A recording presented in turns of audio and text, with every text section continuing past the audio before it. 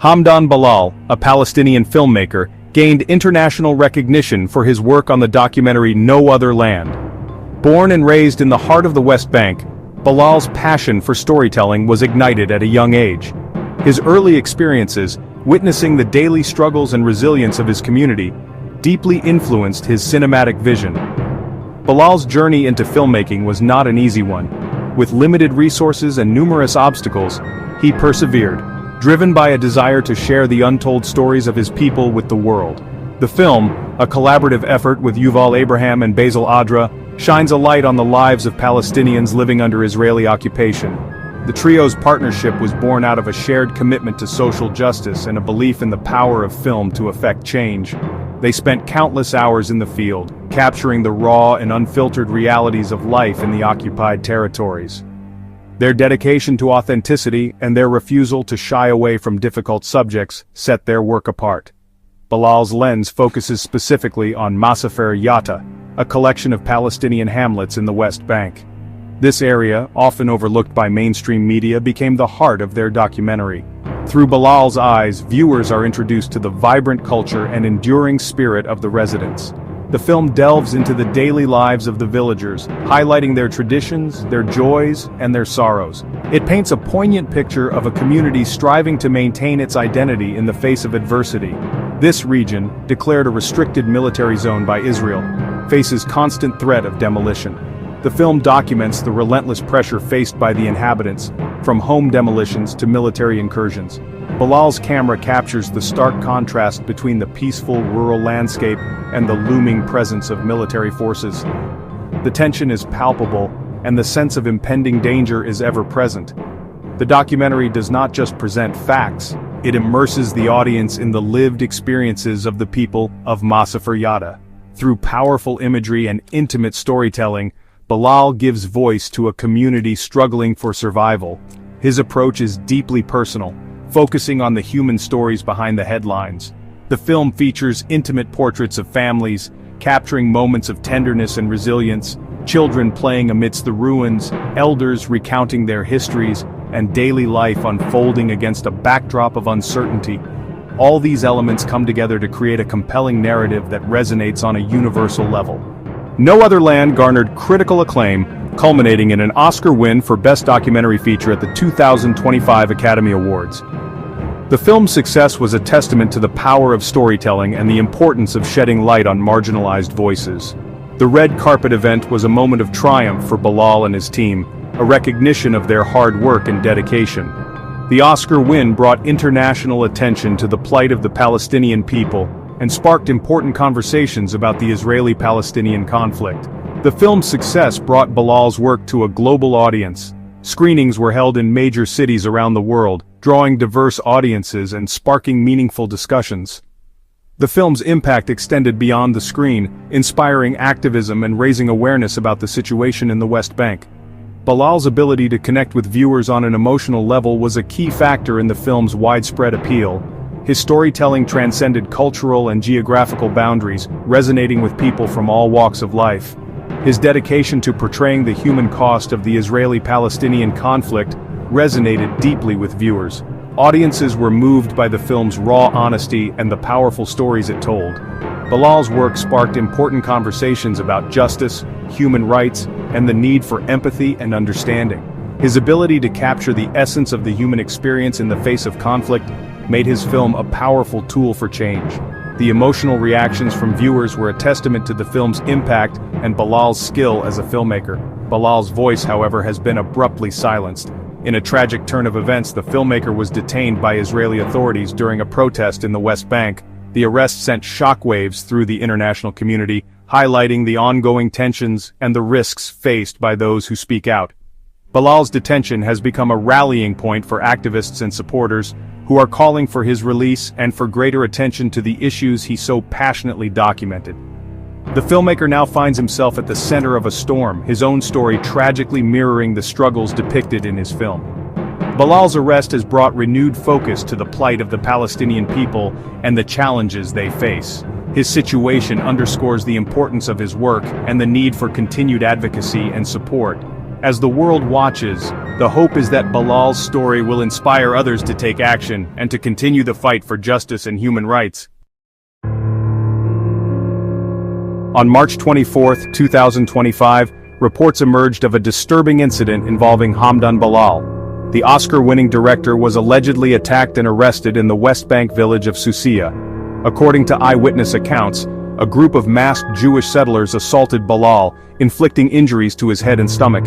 The attack allegedly occurred in broad daylight, sending shockwaves through the international community. Co-director Yuval Abraham, who was not present at the scene, took to social media to share the news. Abraham's account, based on information from individuals present during the incident, described a brutal attack. He claimed Israeli forces subsequently arrived and arrested Bilal, despite his injuries. The alleged attack on Bilal, if confirmed, raises serious concerns about the safety of Palestinians and the freedom of movement within the occupied territories. The Israel Defense Forces (IDF) confirmed an operation in Susia on the same day, but their account differs significantly from the allegations made. According to the IDF, their presence in the village was part of a routine security operation aimed at maintaining order and ensuring the safety of both Israeli and Palestinian civilians in the area. They emphasize that their actions are always conducted with the utmost regard for human rights and international law, aiming to minimize harm and avoid unnecessary escalation. The IDF claims their forces responded to reports of violent clashes involving stone throwing near the village. They state that these incidents of stone throwing are not isolated, but part of a broader pattern of unrest that has been escalating in the region. The IDF asserts that such actions pose a significant threat to the safety of both their personnel and local residents, necessitating a swift and decisive response to restore order and prevent further violence. They acknowledge the arrest of 3 Palestinians and 1 Israeli citizen, but deny any involvement in an attack on Hamdan Bilal. The IDF insists that the arrests were carried out in accordance with legal procedures and were based on credible intelligence indicating the individual's involvement in the violent clashes. They stress that their operations are transparent and subject to oversight to ensure compliance with legal and ethical standards. The IDF statement maintains that the arrests were made in response to Palestinians throwing stones at Israeli civilians and security forces. They argue that such actions are not merely acts of protest, but constitute serious security threats that can result in injury or death.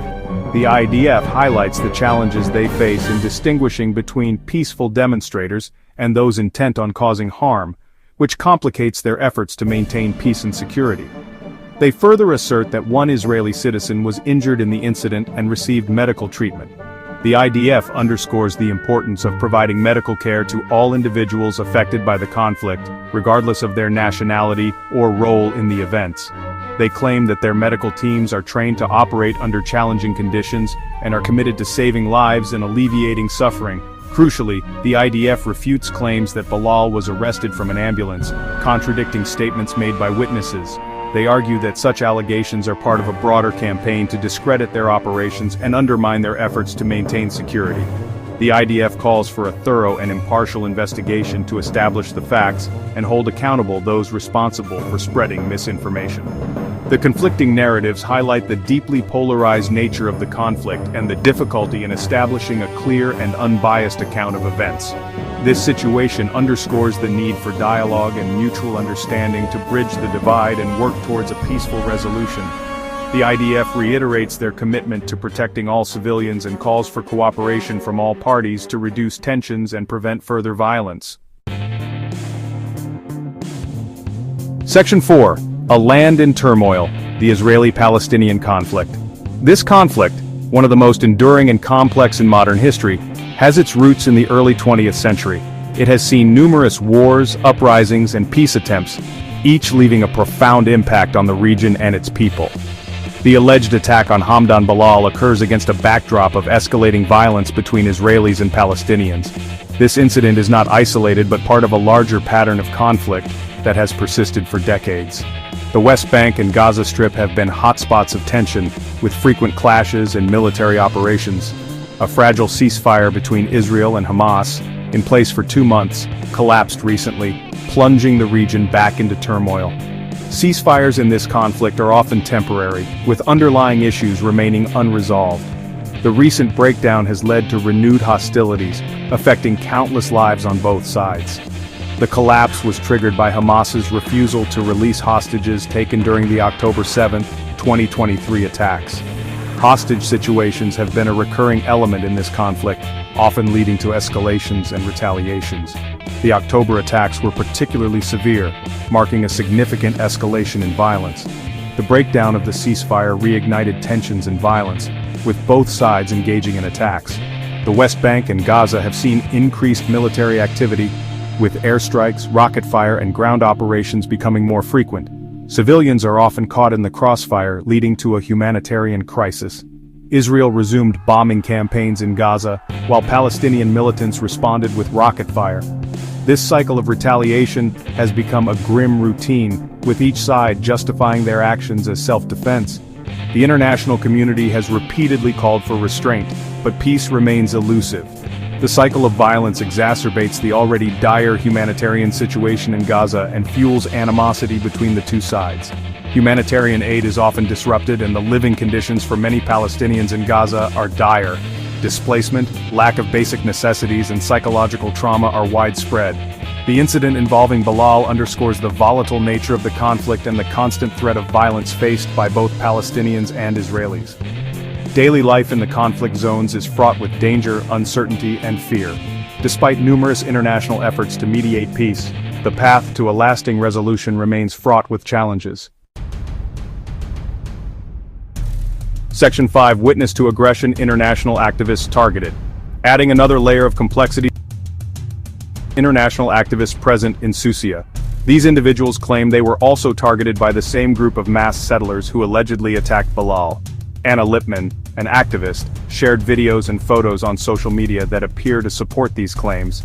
The footage depicts masked individuals chasing activists, smashing car windows, and physically assaulting Lipman. These accounts, if verified, raise serious concerns about the safety of international observers and humanitarian workers operating in the region. The targeting, documenting, and reporting on the conflict further restricts access to information and hinders efforts to hold perpetrators accountable.